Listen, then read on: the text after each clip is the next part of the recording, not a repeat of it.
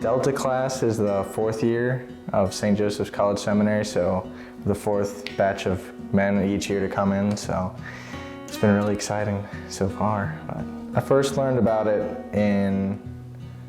at Quo Vadis days, probably in 2016, and I went there right after high school and learned about it, and they started talking about how they're making a seminary. I remember Simon's older brother was talking about how he was entering, and so that's when I really started hearing about it. And then I went to Belmont Abbey for a year, and I started really seeing the guys around the campus, so that's how I really found out, was just meeting the guys and going to Quo Vadis days. I started thinking about the priesthood and possibly joining the seminary, probably like since I was really little.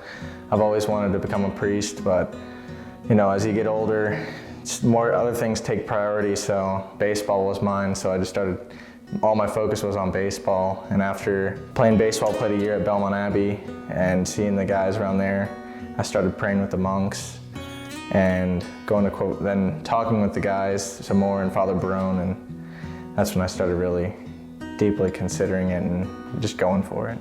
When I visited, it was like walking into like a Chick-fil-A, because all the guys are so genuine and happy, and they're all smiling, except the only difference is they're actually kind of they're genuine about it. Unlike Chick-fil-A, they might not be, but everyone's happy to meet you, and it was like, wow, these guys are like really, really nice, and I got a lot to learn from these guys. So it was really, really eye-opening experience to what the seminary was like, especially grand silence. They're all really quiet, so you're like, oh, these guys are all serious. And then as soon as grand silence ends, it's a bunch of normal guys, so it's a really fun atmosphere.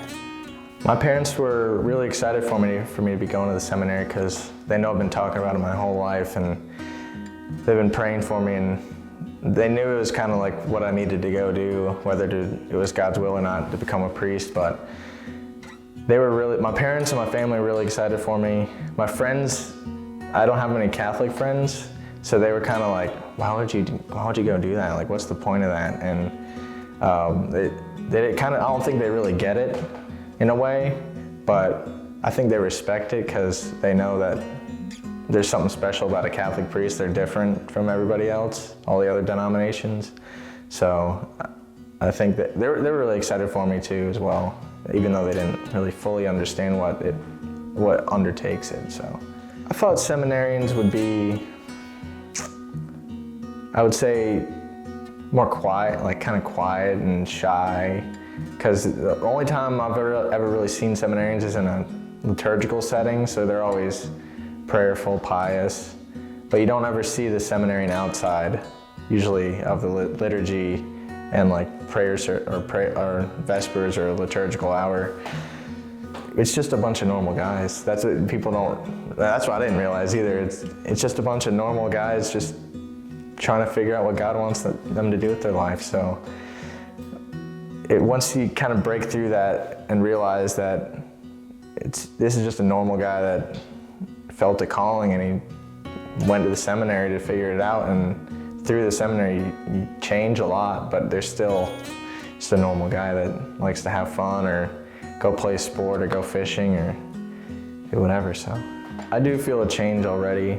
Within 2 weeks, I've already kind of gotten in the habit of like prayer is essential, because before I came to seminary, I would say I needed to pray, but I'd always get like procrastinating and I'd find something else to do.